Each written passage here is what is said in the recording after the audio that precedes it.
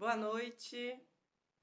Então, meus amoras e meus amores, estamos aqui de novo, né? Hoje mais uma emoção, esse Brasil que virou uma grande série, né? Várias séries acontecendo ao mesmo tempo, né? Uma Netflix aí às avessas, uma coisa absurda. Então, o grande fato de hoje, né, é os 39 quilos de cocaína, né? São 39 quilos na comitiva presidencial, numa viagem internacional. Isso é uma coisa muito séria, nunca antes na história do país, né? Então, os jornais todos noticiam isso, né? E aí eu me pergunto, quem é que vai pagar essa conta, né? Porque para as pessoas que estão por aí, eu acho que a gente podia chamar de uma, não é nem esquizofrenia, né? Mas é um surto que as pessoas estão achando, tem gente que acha que isso é normal, que não aconteceu nada. Gente, foram 39 quilos. 39 quilos de cocaína no avião presidencial. Ou seja, não existe segurança nenhuma do presidente, não existe segurança nenhuma, não existe preocupação nenhuma com a presidência da República, com a instituição presidência da República. Isso é um absurdo, isso não existe. Como é que você vai para um outro país e não verifica a bagagem das pessoas, né? Noticiaram que o cara não passou pelo raio-x. Gente, isso é absurdo demais, isso é surreal. O que nós estamos vivendo é surreal. Ou seja, essas pessoas estão fazendo a nossa cara, nos fazendo de chacotas mesmo. Então, assim, a gente está desmoralizado perante o mundo todo, as notícias do mundo todo. Avião presidencial, comitiva do presidente do Brasil é pego com 39 quilos de cocaína. Ou seja, a partir de agora, o presidente do país vai ser considerado como presidente, né, traficante. Ou seja, a partir de agora, sabe quem que vai pagar a conta, Vasti? Sabe, Carlos? Quem vai pagar a conta é o brasileiro que vai entrar em outro país. Quando for entrar em outro país, já vai ser considerado o que é um traficante. A gente lutou tanto, foram anos que foi Lula e que foi Dilma que fizeram com que a imagem do brasileiro fosse respeitada no exterior, que o brasileiro fosse acolhido com carinho, respeitado e na própria Europa quisto. Não, o brasileiro é bem-vindo aqui. E agora não, agora foi por terra. Agora, pô, se o presidente carrega 39 quilos de cocaína no seu avião, um dos seus aviões, o que que esse povo não vai levar? É isso que esse cara fez. Jogou o povo brasileiro na lama mais uma vez. Antônio, obrigada por estar assistindo. A Vasti, isso aí, boa noite, Vasti. A gente ontem, né? A gente acompanhou aquela marmota, que é o que eu chamo, quero falar, marmota mesmo, que foi aquele julgamento do HC do Lula lá no STF, né? O que que aconteceu com tudo isso? O STF mais uma vez se mostra acovardado, né? Basti, tudo já passou do limite agora. Tudo, tudo. É rua mesmo. Eu também concordo contigo. Então, ainda falando um pouquinho sobre ontem, então houve o quê? Ontem foi julgado, né, o habeas corpus do presidente Lula. Tivemos dois processos de julgamento. O primeiro que foi negado e o segundo foi uma liminar de ofício que o ministro Gilmar Mendes pedia a soltura imediata do Lula, né, até que se votasse a suspeição do Sérgio Moro, que ficaria para o segundo semestre, né? O que que aconteceu? Foi negado também a liminar, né? E aí a gente pensa, nossa, então perdemos, Lula nunca mais vai sair da prisão. Bem, não é bem assim. Se depender dessa galera aí, realmente ele nunca mais sai da prisão, né? Se depender de um presidente que carrega cocaína, se depender de um juiz, né? Se depender de um ministro da Justiça que está numa viagem secreta. E aí, pasmem vocês, essa viagem secreta dele aos Estados Unidos, ele está tratando sobre o quê? Sobre tráfico internacional de drogas. E aí, o que ele vai falar sobre isso? Mas bem, voltando para o HC. Então a gente acha que perdeu tudo. Não, nós não perdemos nada, gente. Não perdemos nada, tá? Porque a gente tem a gente mesmo e a gente tem que ir para a rua, sim. A gente tem que lutar pela liberdade do Lula. E a gente tem que cada vez mais ter mais e mais gente nas praças lutando. Na próximo julgamento, que vai ser o julgamento no segundo semestre da suspeição do muro, o que significa isso? Significa que vão julgar que ele não poderia, né, ter feito o julgamento do Lula. Por quê? Porque ele manobrou, porque ele é suspeito na ação, porque ele quis condenar por tudo isso que está sendo noticiado, né, pelo Intercept. Então, o que acontece? Ontem eles não quiseram. Eles não quiseram, o STF não quis julgar a suspeição do Moro. Por quê? Porque eles iam ter que, como diz o ditado popular, pegar ali, né, na merda mesmo, né? Porque se eles dizem que não, o Moro não tem problema nenhum, o que eles estão fazendo? Eles estão compactuando com toda essa prática ilícita desse ex-juiz, né? E eles não podem fazer isso. Mas, ao mesmo tempo, eles têm, parece que tem um acordo grande aí, eu acho que a gente já sabe disso, que não querem libertar o Lula, né? Porque parece que o Lula é uma bomba atômica na sociedade brasileira. Não é uma bomba atômica, né? Uma bomba, né? Uma coisa calamitosa que está sendo é esse bolsoboso aí, né? Porque só faz o quê? Só faz caca. Todo dia é um escândalo diferente, né? O cara não governa o país, né? A gente está aí vendo, um festival de barbaridades. A Vasti está colocando aqui, só resta agora ir à luta e melhor morrer lutando que viver de joelhos.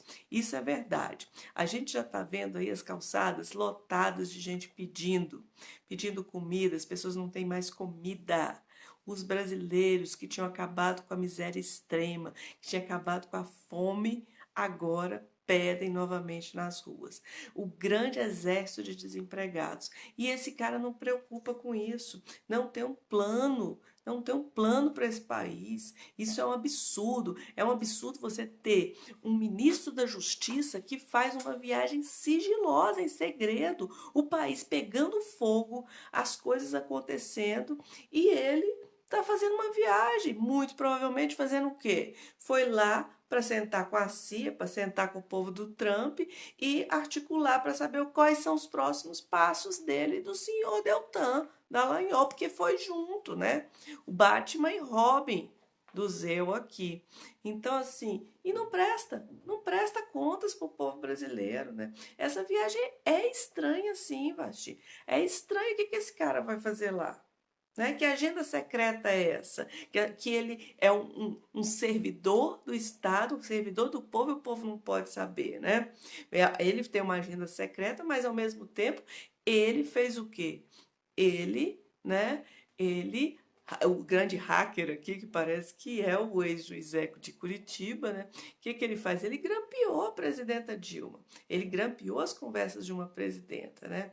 Então, quer dizer, as conversas de uma presidenta, que deve ser uma questão sigilosa, é uma questão de segurança de Estado, foi hackeado. E aí, falando de segurança de Estado, a gente volta a falar sobre esses 39 quilos. Eu não sei o que vocês estão pensando sobre isso, mas é muito sério. É muito sério, porque se você pensar, não, você encontrar 39 quilos de cocaína, alguém levando, né, é absurdo, mas isso de um sargento, né, das Forças Armadas, que está ligado à presidência da República, porque está ali na comitiva, isso é muito sério. E é na mão desse povo que eles querem que a gente acredite, querem que acredite. São esses os militares que são tão seguros, que querem proteger o país a todo custo? É na mão desse povo aí, desses militares, que nós vamos ficar, que nós estamos? É esse tipo de segurança? né? Se eles não têm segurança nem no avião presidencial, um dos aviões presidenciais, como é que eles vão dar segurança para a gente, né? É essa daí que é a moral militar, a carreira militar. Pô, gente, vamos falar sério, né? Vamos falar sério. E aí, eu não me entendo também quando esses militares dizem o seguinte: ah, nós não gostamos do Lula, nós odiamos o PT. Eles têm que lembrar que quando o PT assumiu o poder, as Forças Armadas estavam na miséria, não ganhavam nada, estavam há tempos defasadas.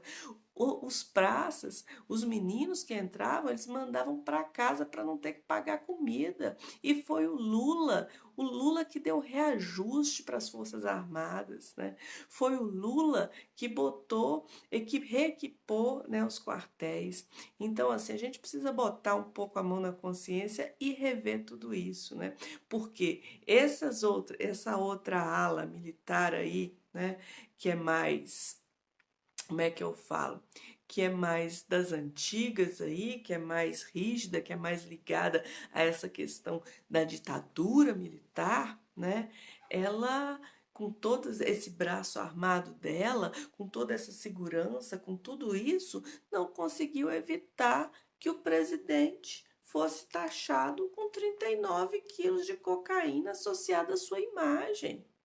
Gente, se fosse uma bomba, não teria sido também visto, não? Quer dizer que não existe segurança, segurança nacional. Imagina, gente. Isso é uma grande brincadeira. Parece que esse povo está brincando de faz de conta de presidência. A gente precisa reaver esse país. A gente precisa voltar a ter rumos. Né? E a gente precisa restituir a justiça, volta a falar, é restituir a liberdade do presidente Lula. Né? Não dá. A gente viu ontem também a entrevista, a sabatina lá, né, com o Glenn lá na Câmara. O que foi aquilo? O Glenn deu um show, né? É um absurdo, né? Você viu aquela deputada lá de falar, olha, coloca todas as provas aí, você tem, fala tudo porque a gente não tem medo. Vamos ver. Eu tô doida, não sei vocês, mas o que que vocês estão pensando? Eu tô doida para ver para ouvir esses áudios aí do juiz Moro, no ex-juiz Moro. Eu tô doida para ver esses documentos que foram trocados, até aonde, né, até onde que vai a capacidade dessa gente, dessa quadrilha que se armou nas instituições brasileiras, porque isso é uma verdadeira quadrilha, né?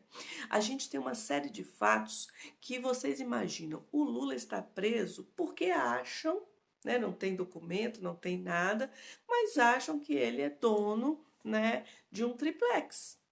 Um triplex que não é dele, que já foi vendido, que ele nunca nem dormiu lá, né, e tudo mais. E agora vocês imaginem se fosse o Lula, que o vizinho dele fosse pego com 171 fuzis e que o vizinho do presidente, né, se fosse o Lula, imagino o que estaria acontecendo. Se esse mesmo vizinho fosse acusado da morte da Marielle Franco, uma vereadora do Rio, o que estaria acontecendo, né? E se um ex-motorista do Lula, né, tivesse pagado uma cirurgia num hospital, 133 mil reais em dinheiro. Você conhece? Eu não consigo pagar 133 mil reais em dinheiro numa cirurgia, mas parece que o motorista está recebendo muito bem para poder pagar, né? De onde surgiu esse dinheiro, né? Aonde está o Queiroz?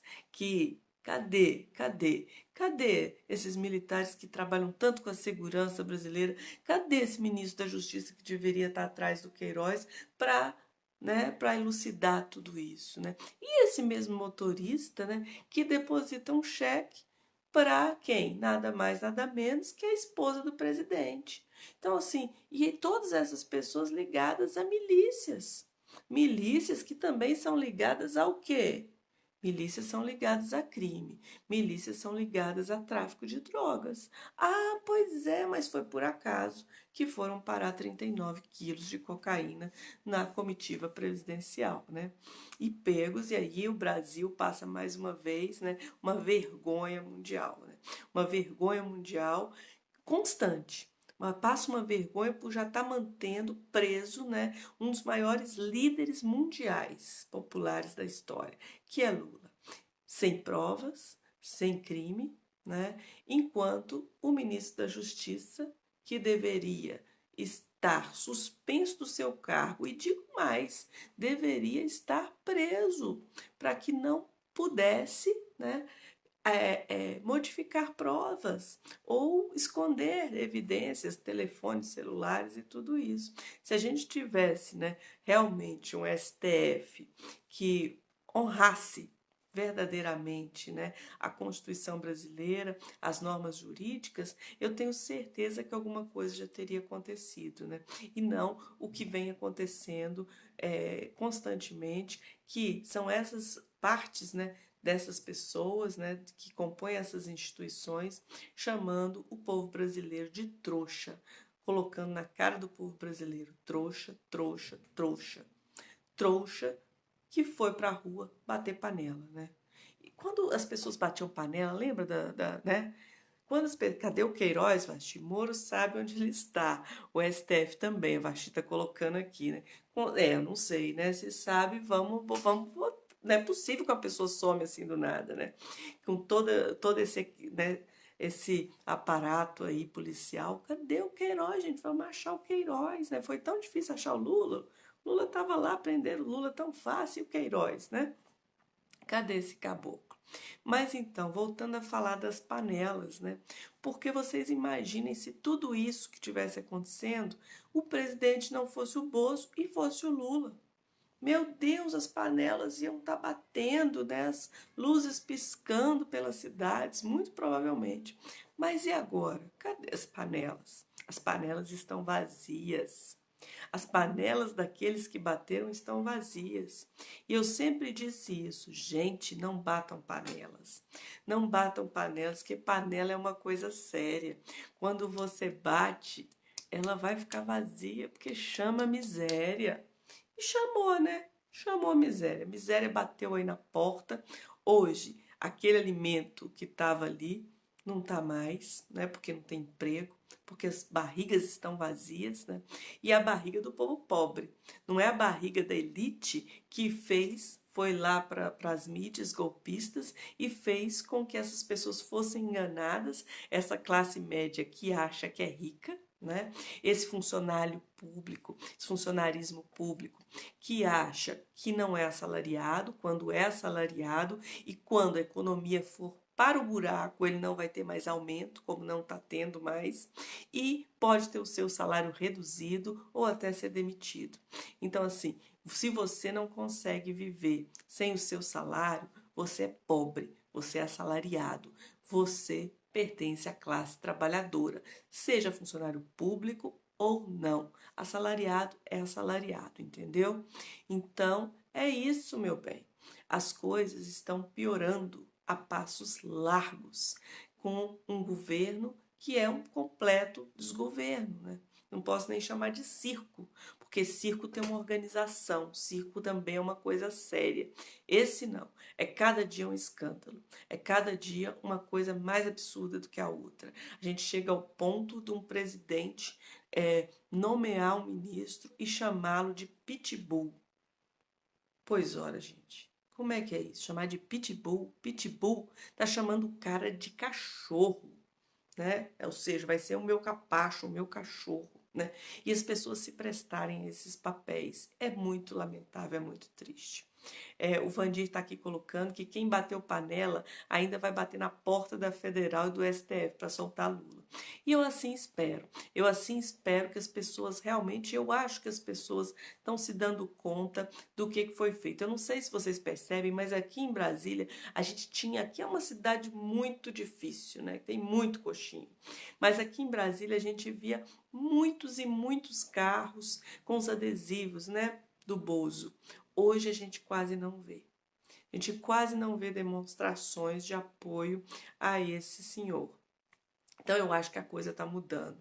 A coisa está mudando e as pessoas estão vendo a diferença clara do que foi o governo do presidente Lula, da presidenta Dilma e do que está sendo, né, esse absurdo, esse arremedo de governo que está sendo aí, né? Que está destruindo, que entregou a Petrobras, que entregou praticamente tudo que a gente tinha, né, para os interesses norte-americanos. Então, o Vandir está colocando aqui, caminhamos a passos largos ao abismo. Eu falei isso quando começaram o golpe contra Dilma. Exatamente, nós estamos a passos largos. Eu digo mais, eu acho que a gente está a um passo desse abismo. Se a gente não tomar consciência, se a gente não se organizar, se a gente não só na internet, mas a gente precisa ir para a rua. A gente precisa chamar a organização para ir para a rua. Quando a gente tiver um outro julgamento do presidente Lula, a gente precisa lotar a Praça dos Três Poderes. E a gente deve isso a esse homem que tirou esse povo da miséria e que resgatou a dignidade do povo brasileiro. O povo brasileiro não pode esquecer isso. O povo brasileiro não pode esquecer o que foi que Lula fez por esse país. O que Lula fez pelo povo nordestino, pelo sertão desse país. Então, se a gente vai, um ajuda o outro, um vai ajudando, a gente compra uma passagem, a gente freta um ônibus, mas a gente vem para cá e a gente vai pressionar. Porque a coisa é assim, é igual fizeram com Marielle. Mataram uma Marielle, mas todo dia nascem milhares de Marielles, né? Prenderam a preta, mas eles não podem prender todas as pretas, né? Mataram uma mulher, mas eles não podem matar todas as mulheres. Então, enquanto a gente não perceber que a gente é um corpo só, que é um corpo da classe trabalhadora, que precisa defender seu líder, aquele que mais fez pelo povo brasileiro em toda a história, né? Só se igualando, talvez, a Getúlio, até superando Getúlio. Então, a gente precisa se mobilizar, a gente precisa ir para as ruas, sim, a gente não pode ficar vendo tudo isso calado, a gente não pode ficar, as pessoas praticamente batendo na nossa cara e a gente calado, né? A gente precisa se manifestar, a gente precisa ocupar as ruas, a gente precisa ocupar nosso espaço, a gente precisa dialogar com a sociedade, mostrar tudo isso que está acontecendo. E não é pouca coisa, né? Não é pouca coisa. Então, o Vandir está colocando aqui, ó, vamos nos unir sem bandeira, sem lado e sem fronteiras. Vamos lutar a nosso favor.